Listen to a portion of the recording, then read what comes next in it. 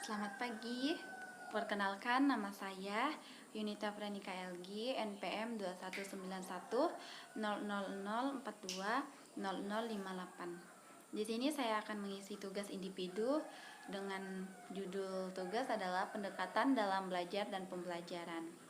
Untuk dosen pembimbing sendiri itu adalah Ibu Debbie Setiawati, SPD MPD.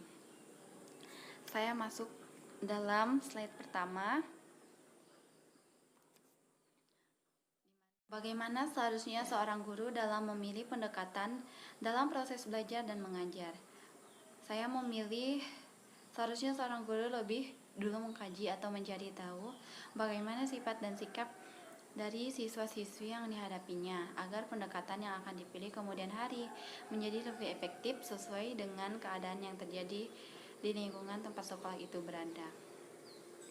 Nah, karena juga target dari kita memilih pendekatan proses belajar dan mengajar itu adalah siswa-siswi. Jadi, untuk lebih dulu kita mengkaji bagaimana sih keadaan siswa-siswi di sini.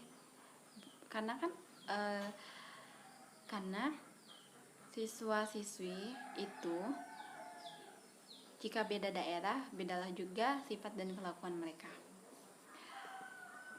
Selanjutnya adalah nomor 2, faktor apa saja yang digunakan sebagai pertimbangan memilih pendekatan pembelajaran yang sesuai bagi siswa.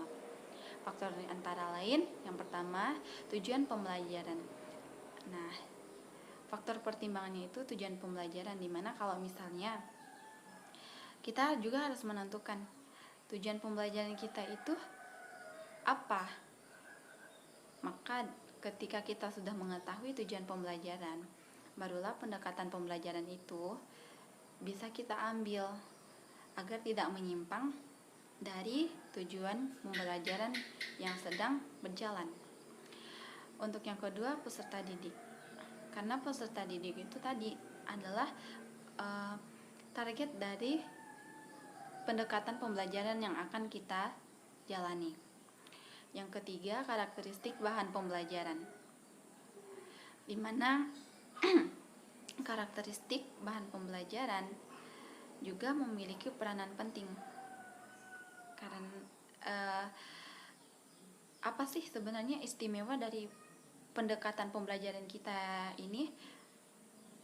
Itu masuk dalam karakteristik bahan pembelajaran.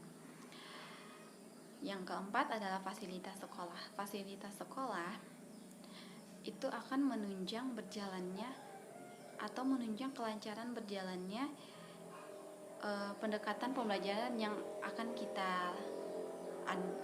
kita ambil dan akan kita jalani ke depannya.